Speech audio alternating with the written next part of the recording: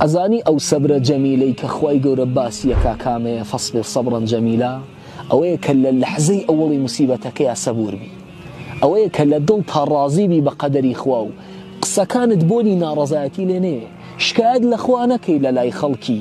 سيري بيغمبر يعقوبك تشل صالة يوسف دوربو فقد أيوت فصبر جميل والله المستعان صبري جميل أقرم الله يا رمتي دري منا أيوت شكاية كانوا دردد الله كانم أبمو بلا إخوة فقد واكر إنما أشكو بثي وحزني إلى الله الله دواي تشل صال دوري شويت وسجدوا مفسرون فرمون للسجدة أقر يا أيوت يا رب أما ترحم حالي يا رب أما ترحم ضعفي يا رب أما ترحم فقري خوايا رحم بزيد بفقيري ما بيتوا خوايا رحم ببيرين بك خوايا رحم بزليلي وبيكسيم بك هر دعائي كر الله تعالى جبريل ناروتي بيبله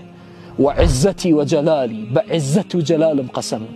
لو كان يوسف ميتا لأحييته لك أقر يوسف مردبوه والله بومزندوا كرديتوا نتيجة صبري جميلي أوابو كالله تعالى تشاوكاني بيقران دو بديداري كراكي جيجر قوشكي شادي كردوان